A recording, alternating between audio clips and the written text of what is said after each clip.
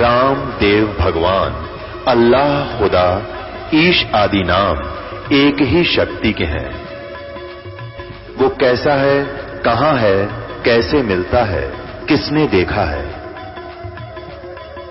ये प्रश्नवाचक चिन्ह पूर्ण रूप से हटाने के लिए अवश्य सुनिए जगत गुरु तत्वदर्शी संत रामपाल जी महाराज के अमृत वचन, सर्व पवित्र धर्मों के पवित्र शास्त्रों के आधार पर। सत साहिब दर्शकों, नशा एक ऐसी बुराई है जो व्यक्ति को धीरे धीरे अपनी लत का शिकार बना लेती है। जब यह लत चरम सीमा पर पहुंच जाती है तो इस दौरान उसके परिजन उसे इस दलदल से निकालने के लिए हर संभव प्रयास करते हैं, लेकिन वह नशे के जाल में ही फंसता चला जाता है। कुछ ऐसे ही बिगड़े हालात से बाहर उभर कर आए हैं संगरूर पंजाब के रहने वाले रसपाल सिंह खुमान जी। सन 2006 से इन्होंने नशे की ऐसी लत पकड़ ली थी कि ये दिन में 40 से 50 नशीली गोलियां खाते थे, शराब पीते थे और हर तरह का नशा करते थे। इनके परिवार वाले बेहद परेशान थे। इस हद तक की मानसिक स्थिति में पहुंच चुके रसपाल जी ने कई बार आत्महत्या करने की कोशिश भी की, जहर भी खा लिया था। लेकिन फिर इनके जीवन में आई वो शुभ घड़ी जब रसपाल जी ने विश्व के सबसे बड़े समाज सुधारक तत्वदर्शी संत रामपाल जी महाराज जी का सत्य आध्यात्मिक ज्ञान सुना और नाम दीक्षा ले ली। सत्संग सुनते सुनते उनकी आत्मा में ग्लानि होने लगी और उनकी आंखों से आंसू बहने लगे और इन्होंने नशा छोड़ दिया और वे आज हैवान से इंसान बन चुके हैं।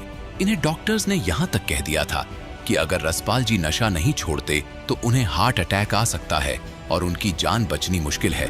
लेकिन आज ये संत रामपाल जी महाराज की कृपा से एक नई जिंदगी जी रहे हैं।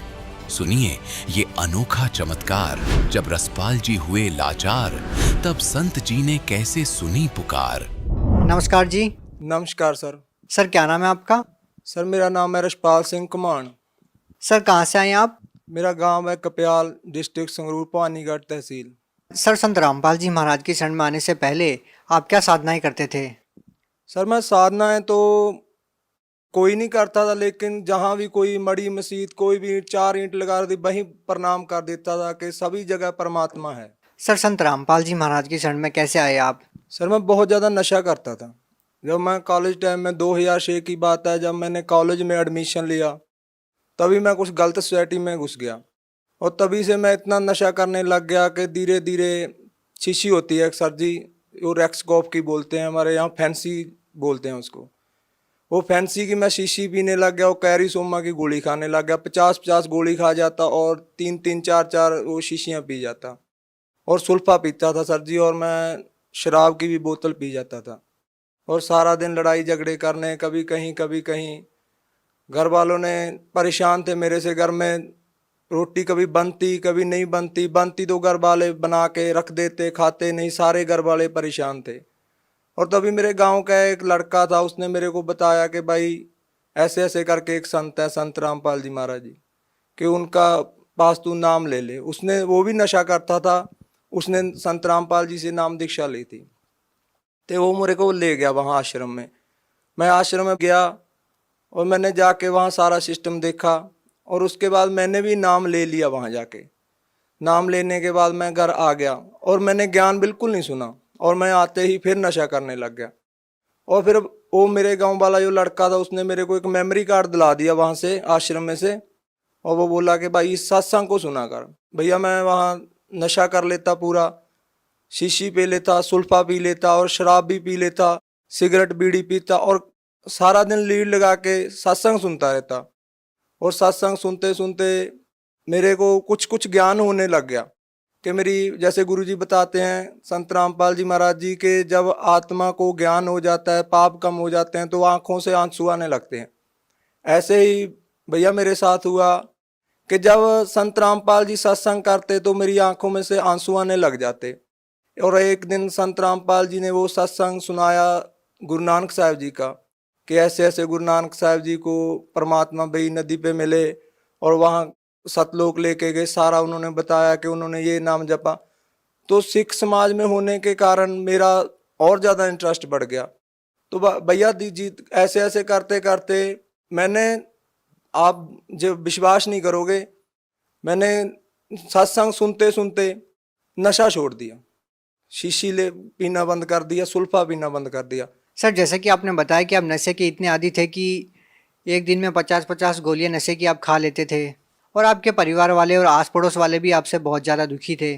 तो सर जब आप संत रामपाल जी महाराज की शरण में आए तो सर उसके बाद आपके जीवन में क्या परिवर्तन आया, क्या आपके अनुभव रहे?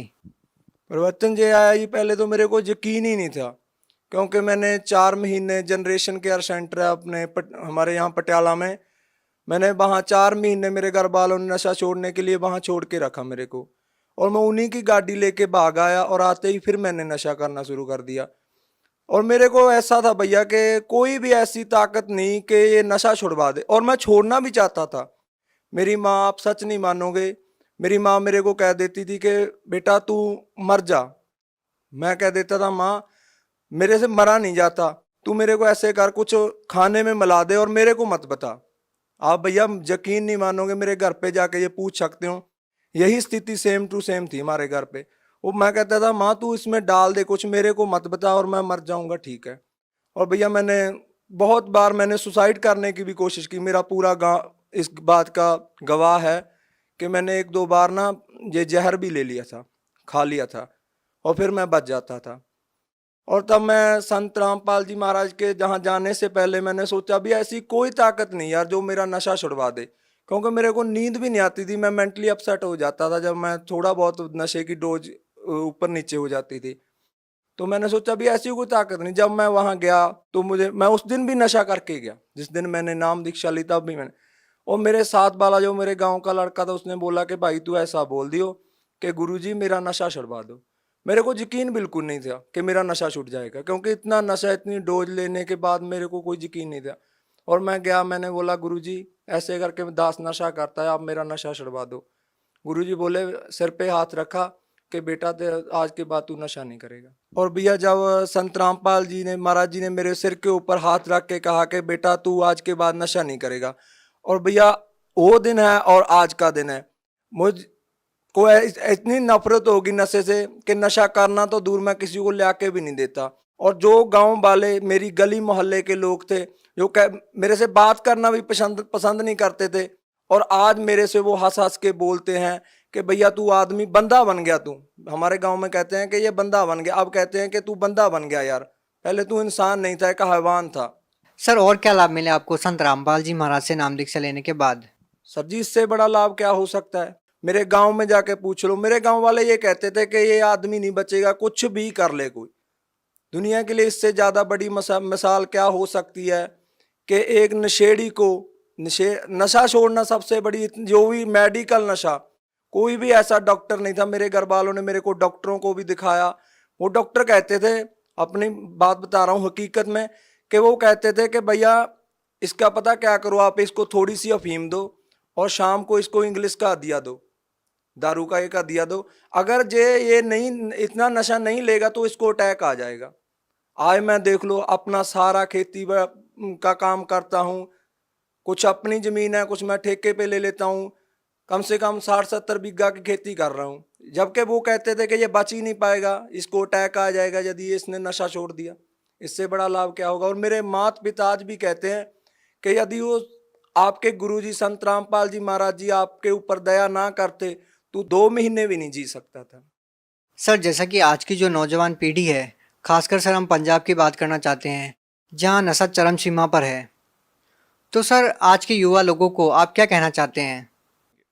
मैं आज की युवा पीढ़ी को यही संदेश देना चाहता हूं कि भैया कोई ताकत नहीं जो आपका नशा छुड़वा देगी। कोई भी, आप कहीं भी चले जाओ, किसी डॉक्टर के पास, किसी भी पीर के पास, किसी भी सियाने के पास, किसी के पास भी चले जाओ, क्योंकि जितना भैया पैसा मैं नशे में बर्बाद करता था, उतने ही पैसे मेरे घर वालों ने इन सियानों में, इन पीरों में खराब कर दिए, तो किसी का कुछ भी नहीं हुआ। मैं इनको यही संदेश देना चाहता हूं कि आप संत रामपाल जी महाराज का सत्संग आता है, आप ध्यान से सत्संग सुनो। अगर आप नशा छोड़ना चाहते हो तो एक यही तरीका है, और संत रामपाल जी महाराज जी हैं जो आपका नशा छुड़वा सकते हैं, वरना दुनिया की कोई ताकत नहीं जो आपका नशा छुड़वा दे। जो लोग आज संत रामपाल जी महाराज से जुड़ना चाहते हैं, वो लोग चाहते हैं कि आपकी तरह उनका भी नशा छूट जाए, वो भी आपकी तरह लाभ पाना चाहते हैं, तो वो नाम दीक्षा कैसे ले सकते हैं?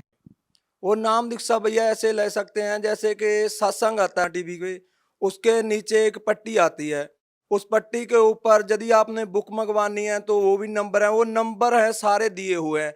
उन नंबरों पे कांटेक्ट करो और बताओ कि आप कौन से जिले से हो, और हर एक जिले में लगभग आज नामदान केंद्र हैं। आओ वहां से जाके नामदान लो और संत रामपाल जी से होने वाले लाभ उठाओ।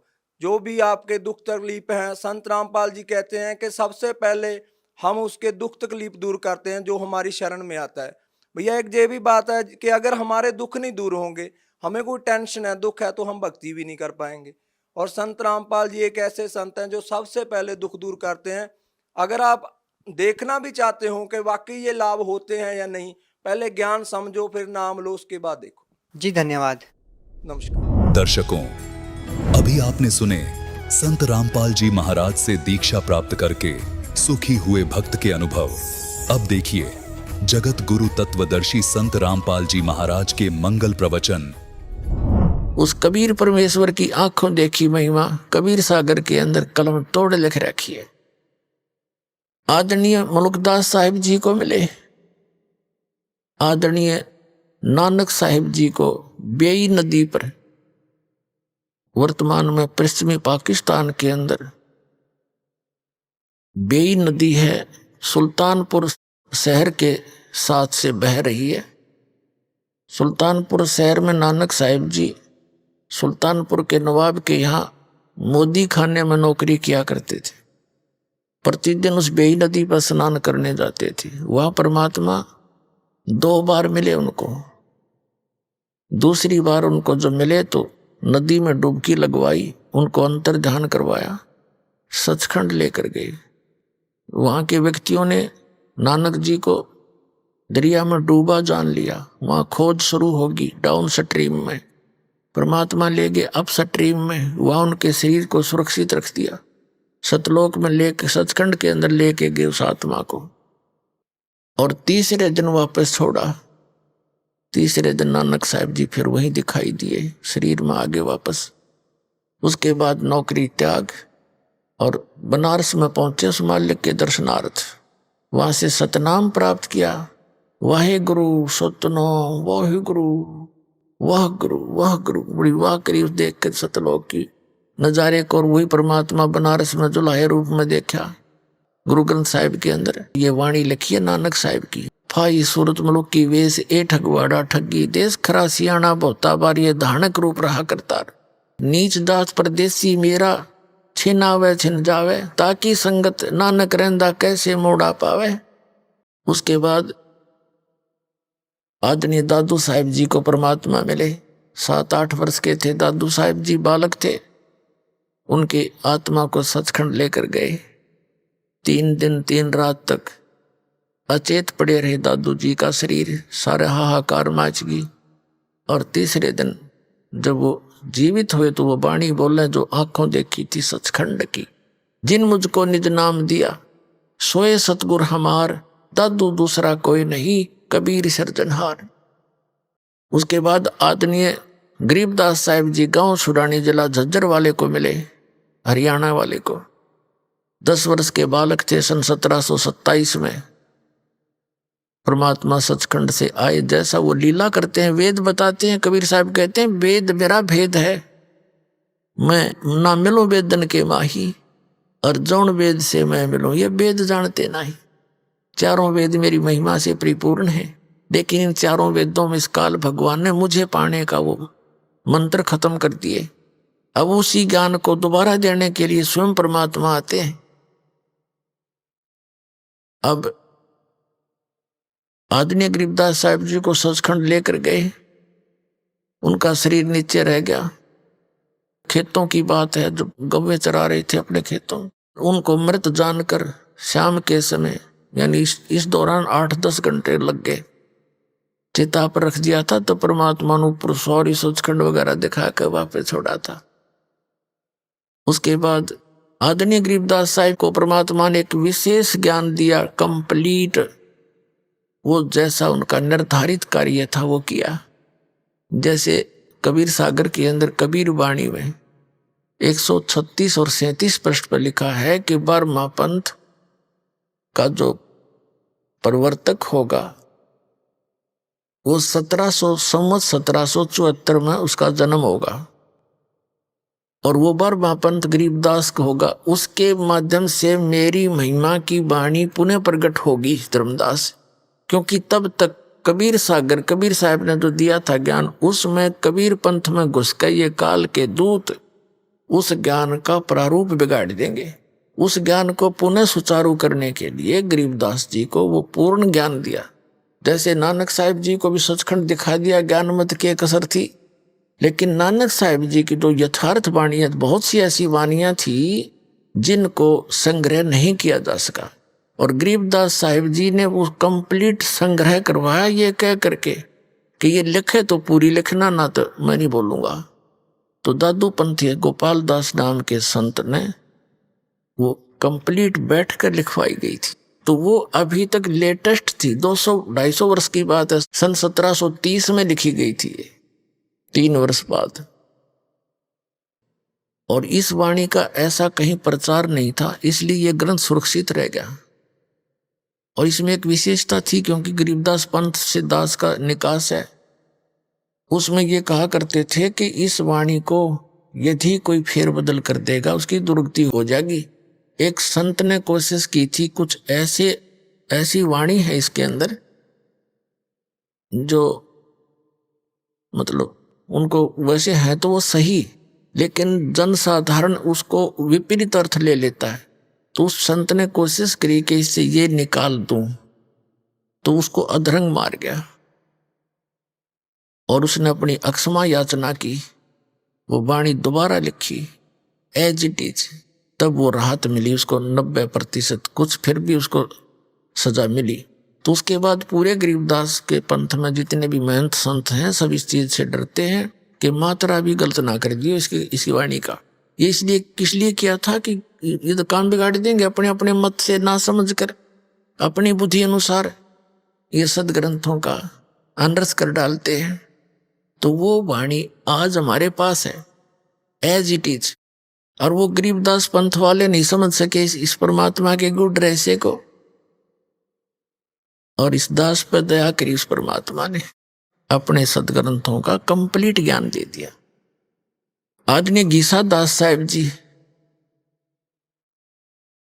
गांव खेखड़ा, उत्तर प्रदेश, जिला मेरठ के अंदर। उनको भी ऐसे ही, वो 7-8 वर्ष के बच्चे थे, 10 वर्ष के, तब उनको परमात्मा मिले थे एक बूढ़ा बाबा के रूप में, यानी संत के रूप में, जिंदा महात्मा के रूप में तकरीबन सबको मिले हैं। ऐसे 3 दिन तक वो गीसा दास जी भी अचेत रहे। तीसरे दिन उनकी वापस आए, तब उन्होंने भी परमात्मा की बहुत सी वाणी लिखी, लेकिन उनकी कंप्लीट वाणी भी लिखने में नहीं आई, बहुत कम वाणी लिखी गई है, वो नोट हुई है, उनके ग्रंथ में लिखी। अपने आत्मा जो प्रसंग चला था, आदरणीय गरीबदास साहिब जी ने आंखों देखा उस परमात्मा की महिमा का। क्या वर्णन किया है? अजब नगर में ले गए हमको सतगुरु आने, जल के बिंब अगाध गति सूते चादर ताने। अजब नगर में एक निराले देश में ले गए सतगुरु, आन माने आकर, और उसको देखकर हम अपने यथार्थ मंत्र को प्राप्त करके भगवान की शरण ग्रहण करके हम सूते चादर ताने। हम तो चादर तान के सोना, मतलब निश्चिंत हो गए कि हमारा तो मोक्ष निश्चित है। भगवान मिले, पूरा ज्ञान मिला, आंखों देखा उस मालिक की समर्थता को, और इसी मंत्र से मोक्ष होगा।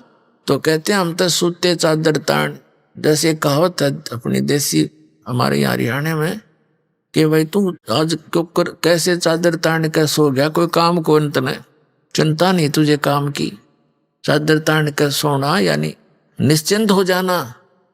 तो गरीबदास जी कहते हैं अजब नगर में ले गए हमको सतगुरु आने, और जल के बिंब अगाध गति, वहां देखी परमात्मा की रोशनी झलमलाहट, हम सूते चादर ताने। हम सुल्तानी नानक तारे दादू को उपदेश दिया, जात जुलाहा भेद न पाया, वो काशी माहे कबीर हुआ।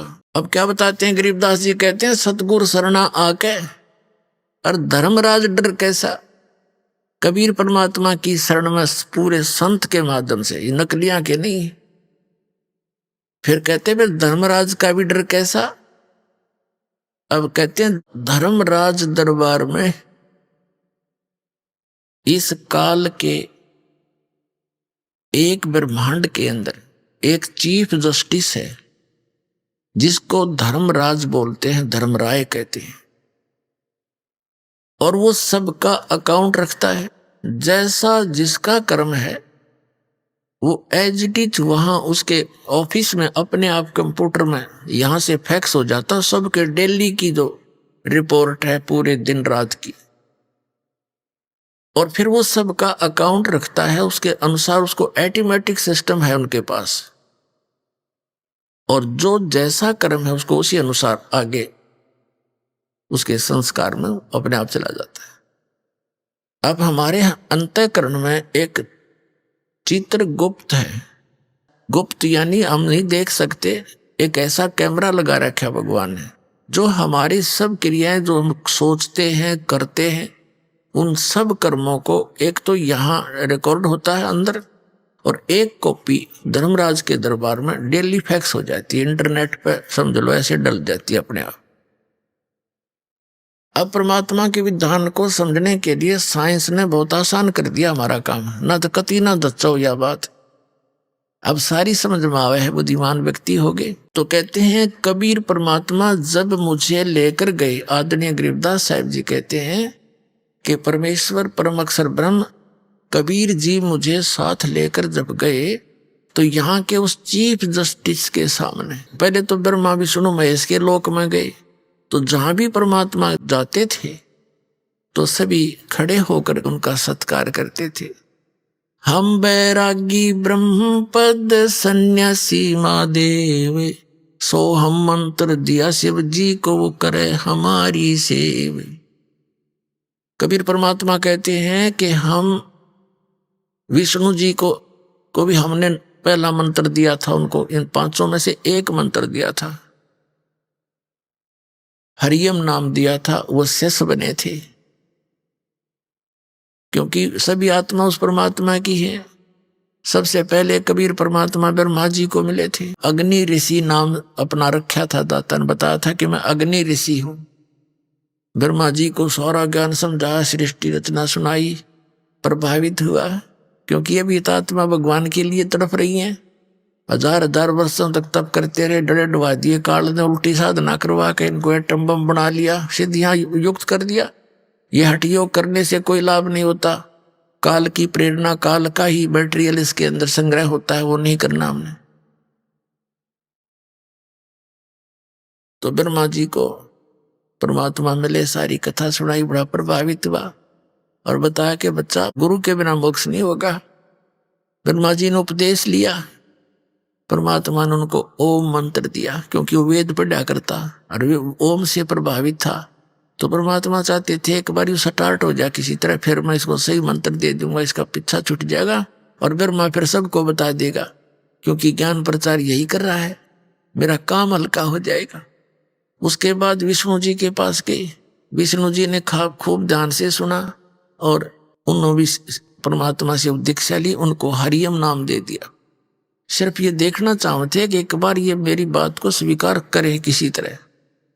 फिर शिव जी के पास गए, बड़ा सत्कार किया भगवान शिव ने ऋषि रूप में परमात्मा का, और खूब ज्ञान सुना, सारी बात स्वीकार की और उनको ये सोहम मंत्र दिया। कबीर साहब कहते हैं सोहम मंत्र हम जग में लाए और सार शब्द हमने गुप्त छिपाए। ये सोहम मंत्र किसी भी आपको ग्रंथ में नहीं मिलेगा, वेद गीता और पुराणों में। परमात्मा कहते हैं सोहम शब्द हम जग में लाए और सार शब्द वो तो अभी किसी को बताऊंगा नहीं, अब समय आया था वो बताने का। अब दास ने सबको देने लगे, तो अधिकारी होते जाएंगे उनको सार शब्द देते जाएंगे।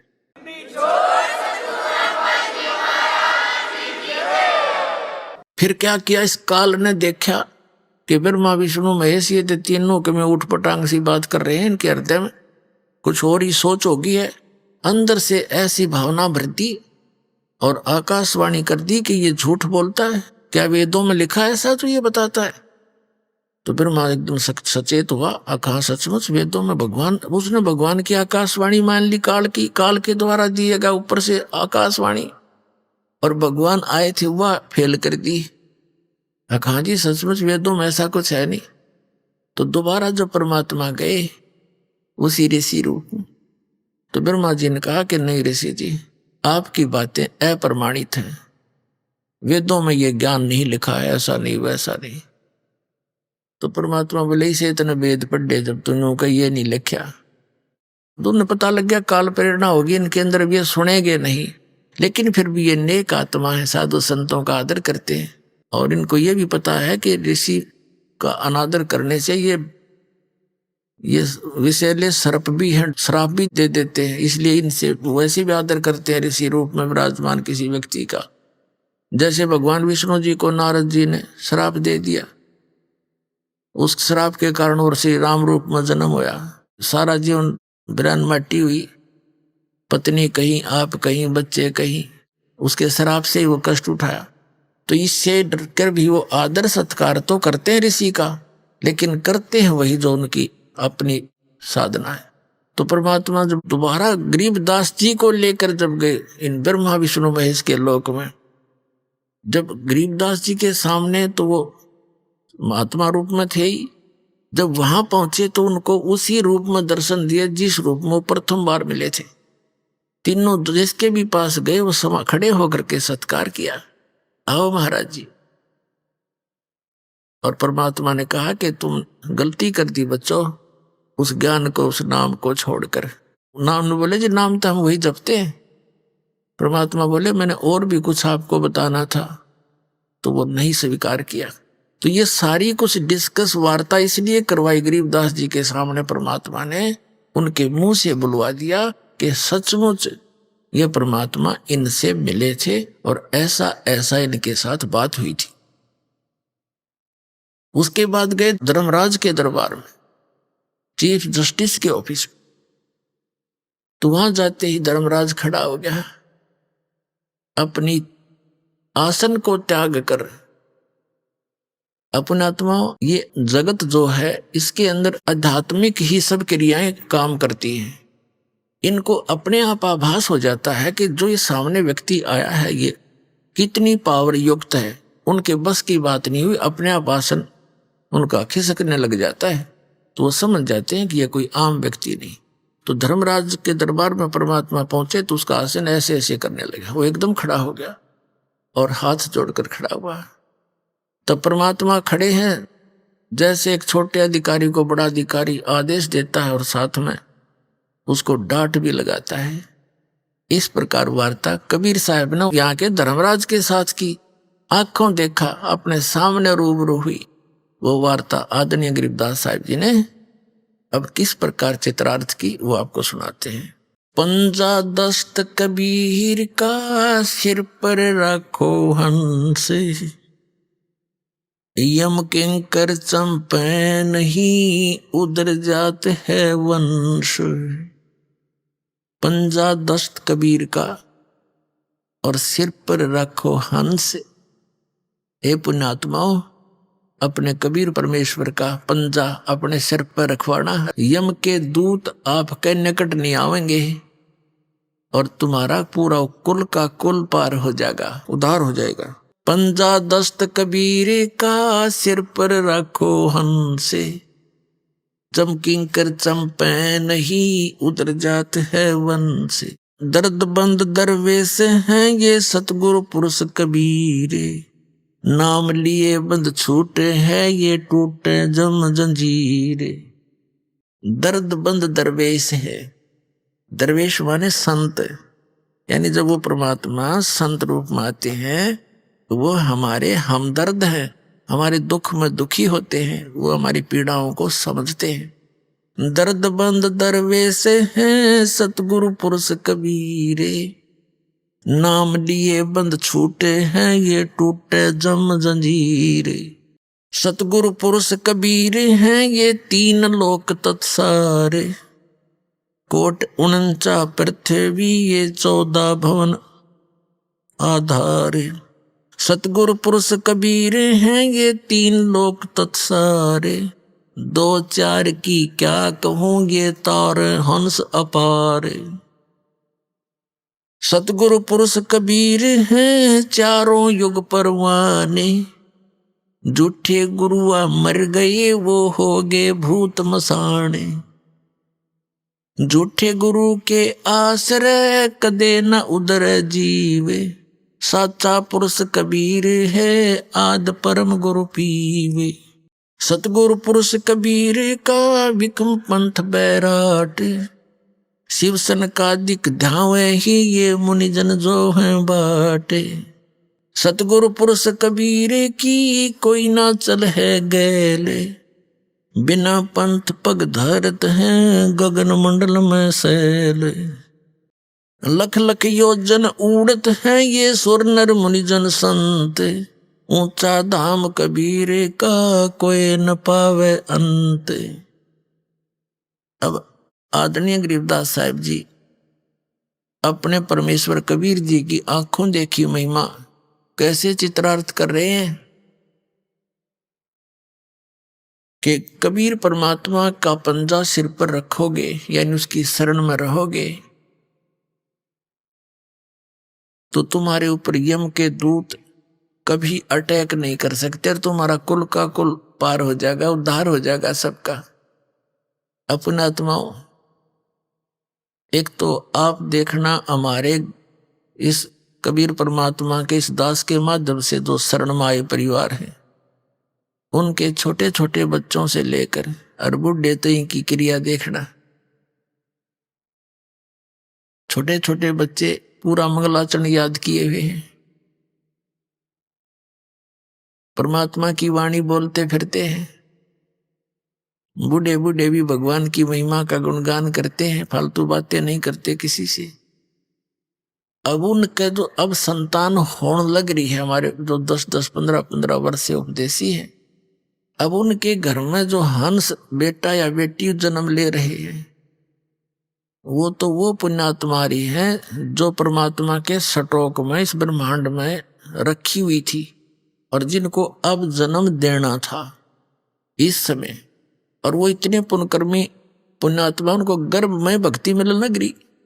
माता के गर्भ से ये सत भक्ति सत ज्ञान वो लेकर के साथ उतरते हैं, नीचे आते।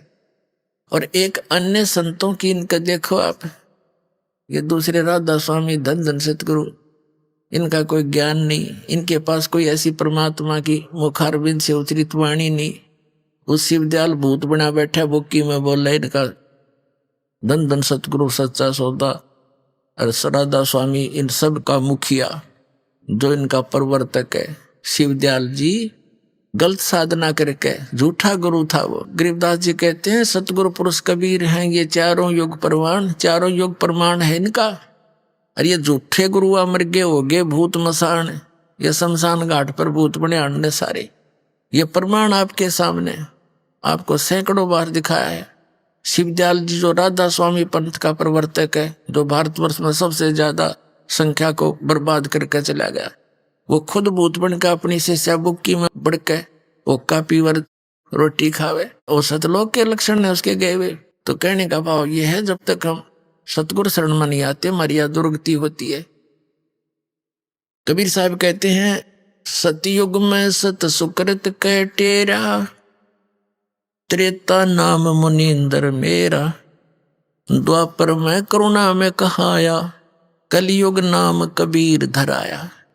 4 युग में संत पुकारे कूक कहा हम हेल रे, हीरे माणिक मोती बरसे ये जग चुगता ढेल रे।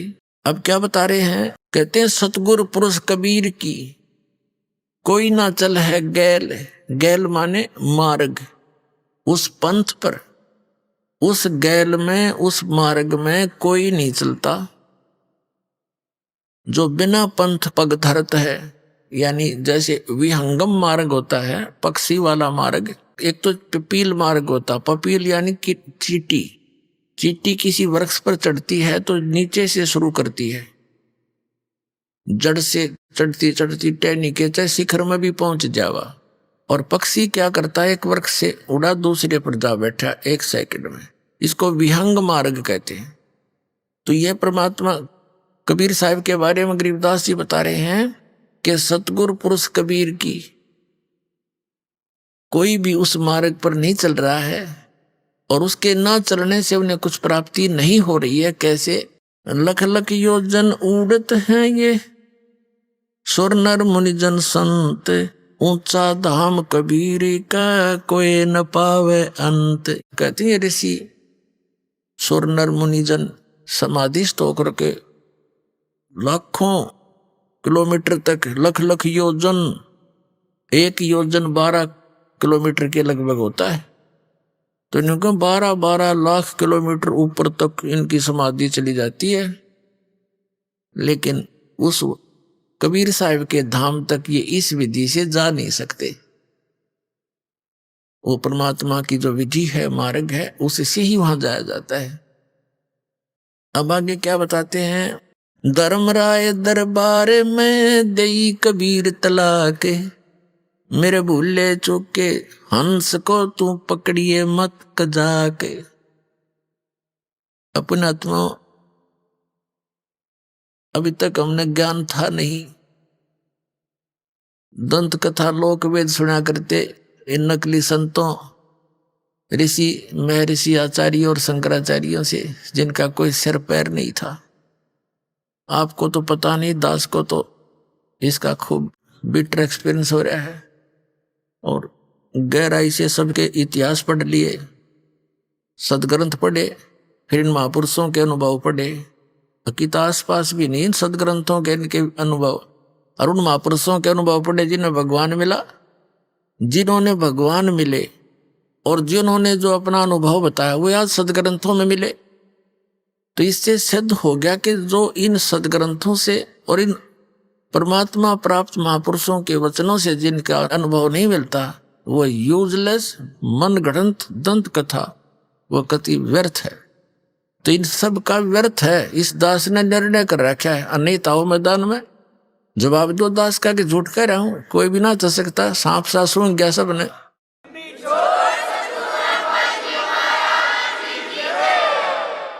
आज कोई कोने में बैठ कर दास कोई ये चर्चा नहीं कर रहा है। इंटरनेशनल सतर के चैनलों पर इनकी सबकी धोती सी धो दी और कोई तो सकता नहीं। बकवाद तो कितना कर लियो, लेकिन ज्ञान में बोल कर दिखा दो। ये भी कहो कि मैं झूठ बोल रहा हूं, एक शब्द कहो, प्रमाणित करके बताओ, फिर पता चलेगा। मूर्ख बना दिया सारे संसार को।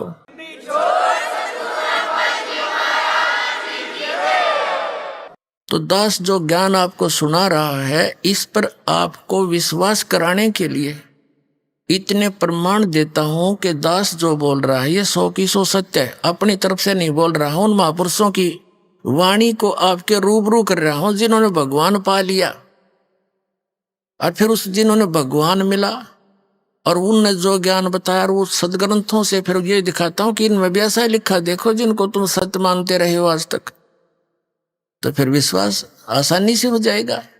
ये विश्वास होना ही कठिन हो रहा है कि कबीर इज गॉड, और जिस दिन आप कहिए हो गया कबीर इज गॉड, बस बातें खत्म हो जाएगी। फिर त्यावाणी पढ़ा करेंगे, आंखों में सुवाया करेंगे, घर घर बैठ कर भगवान की चर्चा चला करेगी, बकवाद करते हैं सारा दिन 2 रोटी के लिए। और ये परमात्मा प्रसन्न हो गया, घर भर देगा ठड्डे आपके, खाया भी ना जा सारी उम्र आप पर, इतना दे देगा आपको।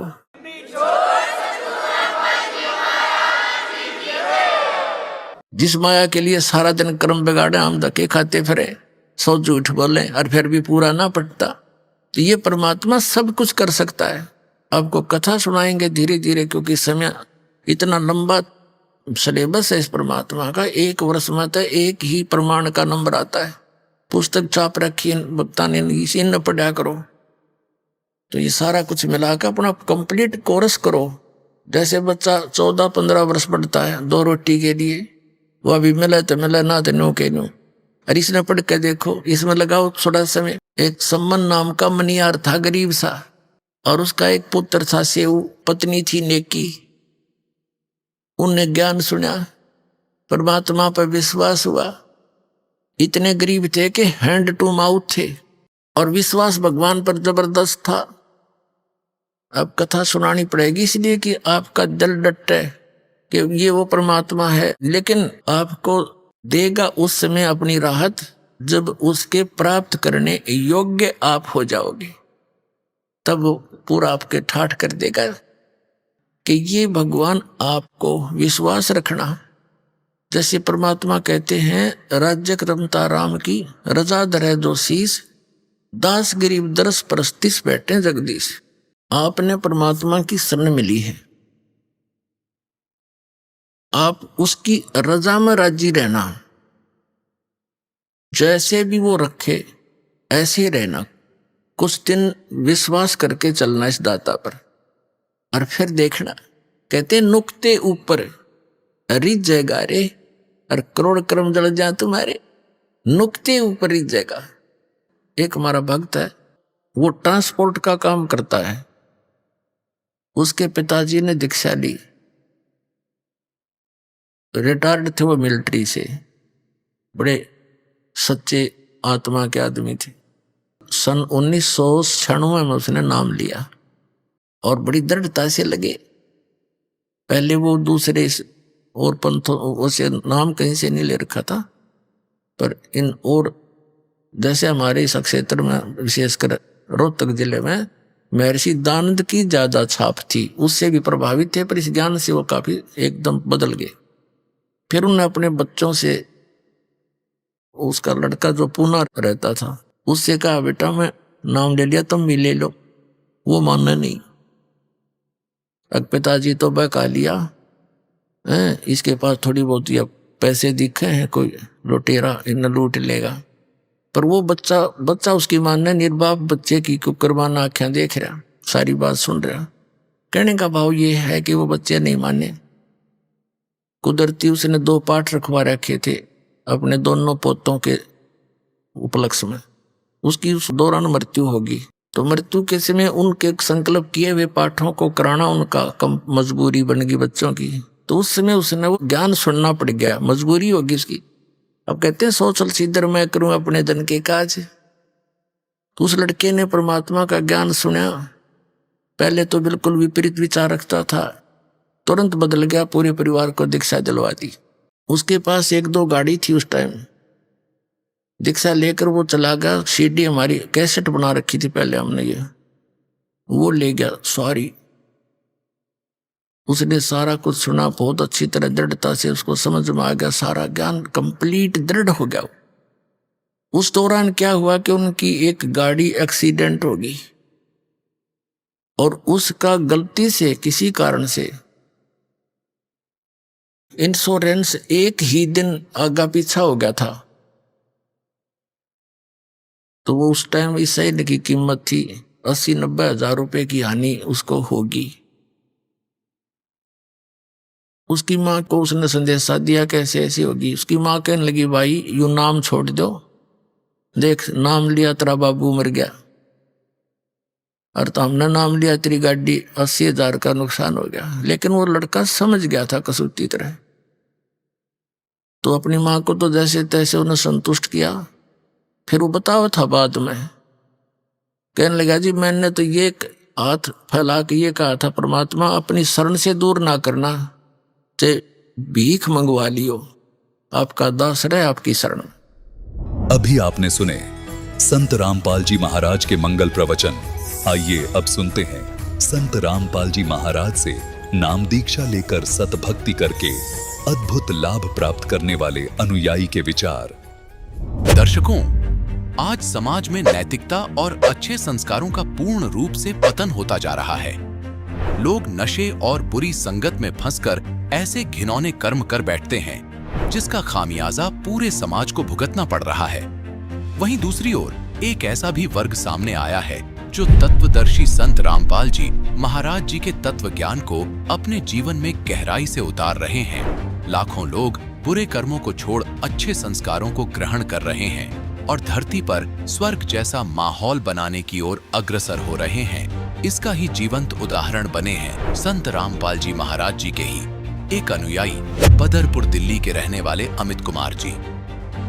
ये पहले बहुत ज्यादा नशा करते थे, बुरी आदतों के आदी हो चुके थे और गलत संगत में फंसकर अपना मानव जीवन नष्ट कर लिया था। इसके साथ ही इनके परिवार में भी दुखों की कमी नहीं थी। बहन की मृत्यु हो गई तो वहीं पापा जी को जानलेवा बीमारी टीबी हो गई थी। पर हैरानी की बात तो ये है कि जब से इन्होंने संत रामपाल जी महाराज जी का सत्य आध्यात्मिक ज्ञान ग्रहण किया है, तब से ये एक सभ्य व्यक्ति बन चुके हैं और सर्व प्रकार के दुख कष्टों से निजात पा चुके हैं। दर्शकों, अब आपको सुनाते हैं इन्हीं के मुख से इनकी दुखमय से सुखमय जीवन यापन की सच्चाई। नमस्कार सर। नमस्कार सर साहब जी। सर क्या नाम है आपका? सर मेरा नाम है अमित यादव। सर कहाँ से हैं आप? सर मैं दिल्ली बदरपुर से आया हूँ सर। सर क्या काम करते हैं आप? सर मैं दवाइयों का काम करता हूँ, सप्लाई का। सर संत रामपाल जी महाराज से नाम दीक्षा आपने कब ली? सर मैंने संत रामपाल जी महाराज से 2014 जनवरी में नाम दीक्षा ली। सर संत रामपाल जी महाराज से नाम दीक्षा लेने से पहले आप क्या भक्ति साधनाएं करते थे? सर संत रामपाल जी महाराज से नाम दीक्षा लेने से पहले हम एक संत जी से जुड़े हुए थे जो दामाखेड़ा से थे, और उनका नाम था रामदास, जो दिल्ली में रहते थे, लकड़पुर में, कबीरपंथी थे वो, जो कि दामाखेड़ा से थे, कबीरपंथी थे। सर आपने बताया कि आप दामाखेड़ा पंथ कबीरपंथियों से जुड़े हुए थे, तो जो भी भक्ति साधनाएं आप करते थे उनसे आपको क्या लाभ मिले? सर लाभ तो कोई नहीं होता था, बल्कि हम बहुत नशा करा करते थे उस टाइम पे, और बहुत बिगड़ गए थे बहुत ज़्यादा।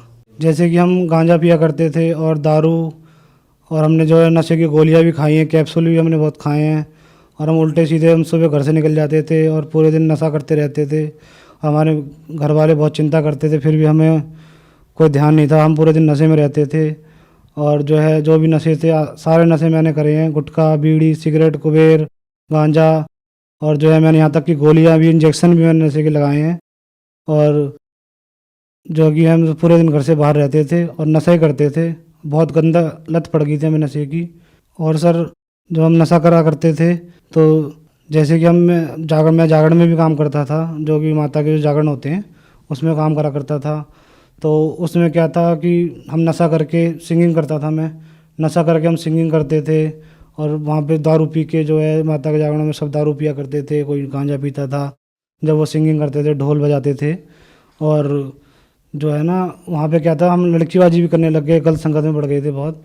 तो वहाँ पे एक लड़की से मेरी दोस्ती हुई थी, तो उसी दौरान उसके 5-7 महीने बाद, 8 महीने बाद उस लड़की ने जो है मेरे ऊपर एक केस डाल दिया था, क्योंकि उनने मुझे कुछ खिला पिला रखा था, तांत्रिक विद्या मेरे ऊपर कर रखी थी।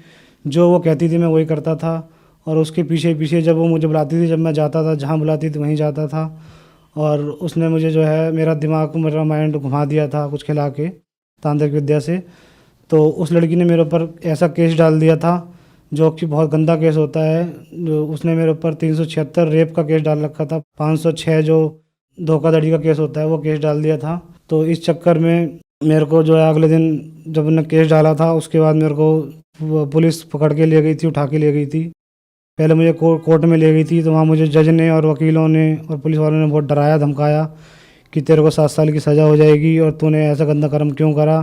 मैंने उनको बताया कि सर मैंने ऐसा कुछ नहीं करा, फिर भी उन्होंने मुझे बहुत डरा धमकाया कि भाई अगर ये साबित हो गया तो तेरे ऊपर जो है 7 साल की सज़ा हो जाएगी। उसके बाद मेरे को वो दिल्ली तिहाड़ जेल में ले गए, जहाँ मुझे उन्होंने बंद कर दिया। और उसके बाद मैं बहुत रोया, बहुत दुखी हुआ, और फिर मुझसे वहाँ काम भी कराया करते थे वो बहुत। जैसे हमारे माता पिताजी जो दामाखेड़ा से जुड़े हुए थे, जो कि रामदास जी गुरु जी थे, जो उनसे जुड़े हुए थे, उनकी भक्ति करते हुए हमारी सिस्टर थी, छोटी बहन थी जो मेरे से छोटी थी, वो एक दिन जो है किसी कारणवश वो फल फ्रूट लेने गई थी। वहाँ एक बड़ा नहर है, नाला है, उस नाले में भीड़ के कारण वो गिर गई।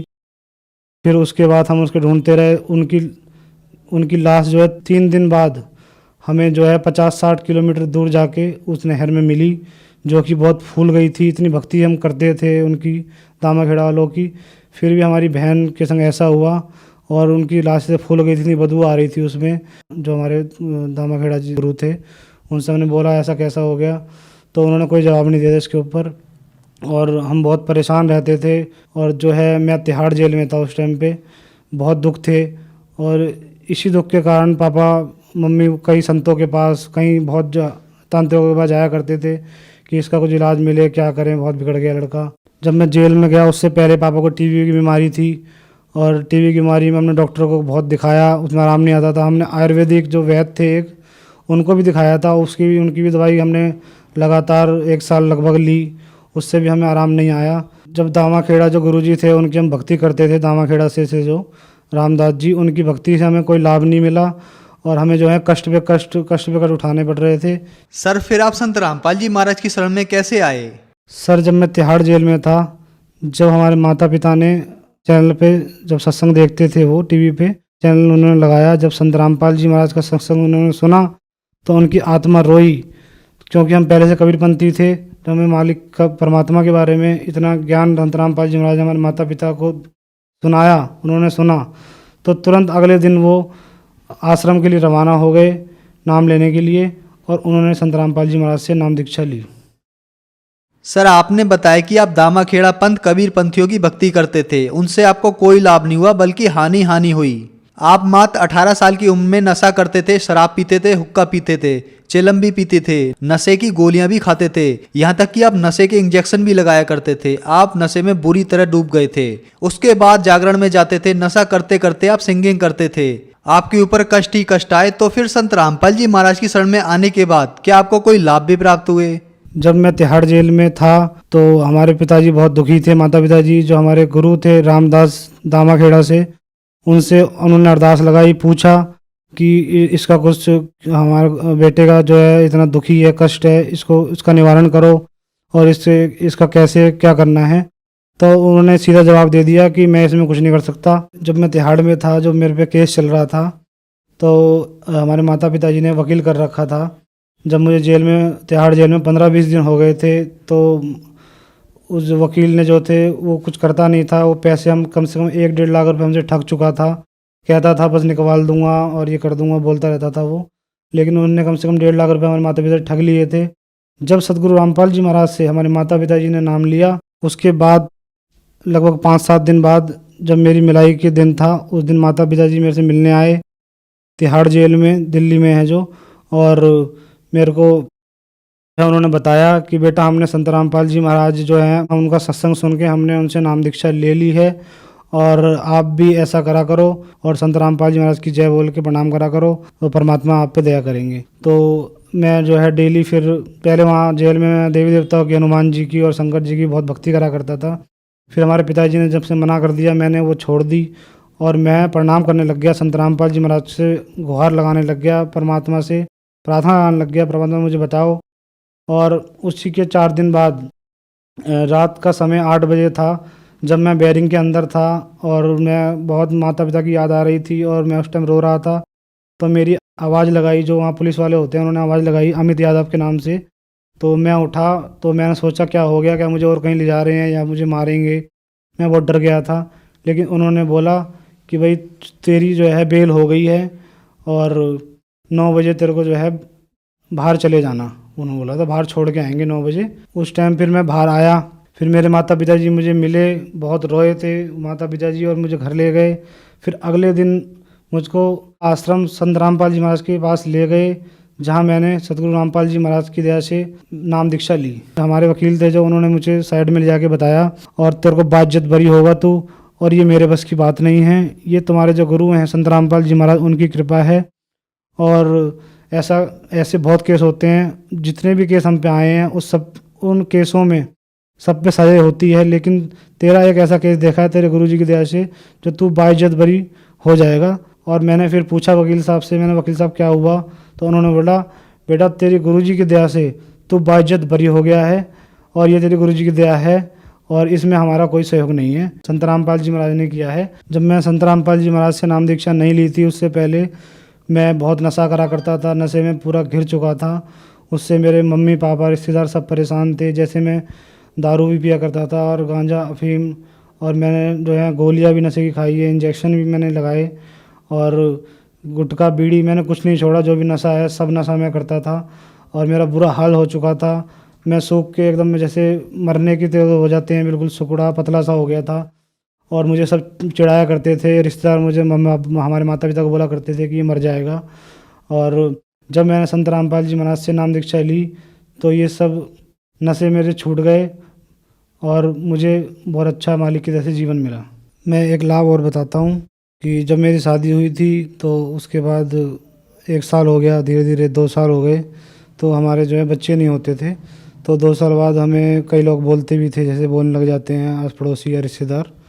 तो हमारी वाइफ को भी बोलने लग गए थे, जो उल्टा सीधा आजकल समाज में बुराइयाँ फैली हुई हैं, ऐसे बोलने लग गए थे। तो हमने फिर सोच विचार करा, आगे फिर डॉक्टर को जो है दिखाया था।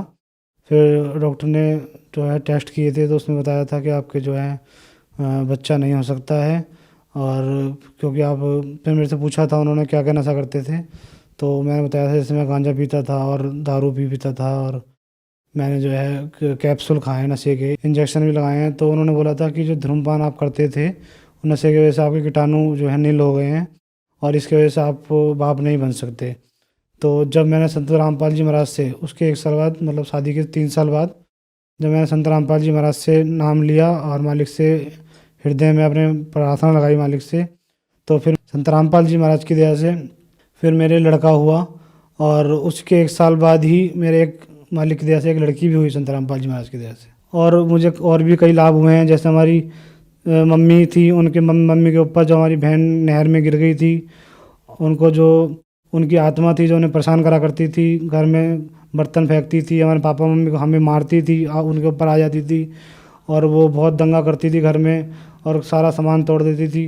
तो हम उनको नाम दीक्षा लेने से पहले, संत रामपाल जी महाराज से नाम दीक्षा लेने से पहले, हम उनको एक सहारनपुर में कोई तांत्रिक बैठते हैं, उनके पास ले गए थे। तो उन्होंने हमें बताया था कि मैंने आपकी जो लड़की है उसकी आत्मा को बांध लिया है और अब ये नहीं आएगी।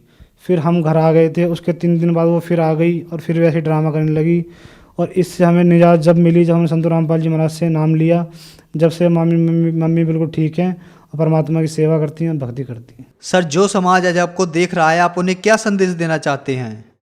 मैं सभी भगत समाज को यही संदेश देना चाहता हूँ कि पूर्ण परमात्मा धरती पे आ चुके हैं और संत रामपाल जी महाराज का सत्संग सुने चैनल पर और ज्ञान को समझें, गीता वेदों में मिलाएं, किसी का कहना ना माने, किसी गुरु के चक्कर में ना पड़ें। गीता वेदों में संत रामपाल जी महाराज जो बताते हैं उनको मिलाएं और सतगुरु रामपाल जी महाराज से नाम दीक्षा लेके अपना कल्याण करवाएं। सर, आज का युवा नशे में लिप्त है। नशा एक बहुत बड़ी बीमारी बनता चला जा रहा है। आप भी बहुत सारा नशा करते थे, और जो लोग नशा करते हैं और बहुत सारे पैसे खर्च करने के बाद भी वे अपना नशा नहीं छोड़ पा रहे हैं, तो क्या संत रामपाल जी महाराज से उनका नशा छूट सकता है? हाँ जी, जैसे मैं नशा करा करता था, संत रामपाल जी महाराज की दया से मेरा नाम दीक्षा लेते ही सारा नशा छूट गया। ऐसे ही जो मेरे भाई और बुजुर्ग जो भी हैं जो नशा करते हैं, उनको मेरा संदेश है संत रामपाल जी महाराज की दया से कि जो है नशे को त्यागें और संत रामपाल जी महाराज से नाम दीक्षा लें। और संत रामपाल जी महाराज से नाम दीक्षा लिए बिना आपको नशा नहीं छुड़वा सकते। सरकार भी बहुत सी अभियान चलाती है नशे के ऊपर, और लेकिन उसमें कुछ फ़ायदा नहीं होता। अगर नशा छूट सकता है तो सिर्फ संत रामपाल जी महाराज की शरण में आके नशा छूट सकता है, अन्यथा कहीं नहीं। सर, संत रामपाल जी महाराज की शरण में कैसे आ सकते हैं? चैनल पर संत रामपाल जी महाराज का सत्संग आता है, जिस सत्संग में नीचे पीली नंबर प्लेट पे जो है नंबर आते हैं, फ़ोन नंबर आते हैं, उन पे फ़ोन करके आप नामदान सेंटर के जगह जगह हर क्षेत्र में, हर ज़िले में संत रामपाल जी महाराज के नामदान सेंटर खुले हुए हैं, वहाँ से आप नाम दीक्षा लेके अपनी भक्ति करें और अपना कल्याण करवाएं। धन्यवाद सर। धन्यवाद सत साहिब।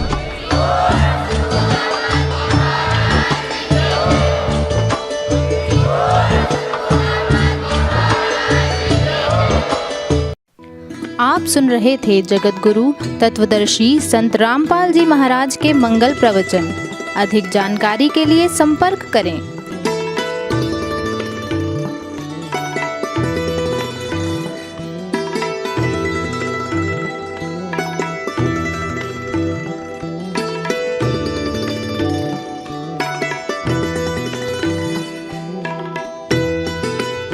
जगत गुरु तत्व तत्वदर्शी संत रामपाल जी महाराज जी के पावन सानिध्य में भक्ति की अलख जगाने तथा श्रद्धालुओं को सत्य भक्ति मार्ग का रास्ता दिखाने हेतु कनाडा के लोकप्रिय channel the TV NRI channel पर जगत गुरु तत्वदर्शी संत रामपाल जी महाराज जी के मंगल प्रवचनों का प्रसारण प्रतिदिन सुबह 7:30 बजे से 8:30 बजे तक तथा रात्रि 7:30 बजे से 8:30 बजे तक किया जा रहा है। इस सत्य भक्ति मार्ग को अपनाने के लिए अधिक से अधिक सत्संग प्रसारण देखें। इस सत्संग प्रवचन का सीधा प्रसारण संत रामपाल जी महाराज लाइव सत्संग YouTube चैनल और जगत गुरु संत रामपाल जी महाराज Facebook पेज पर भी देख सकते हैं।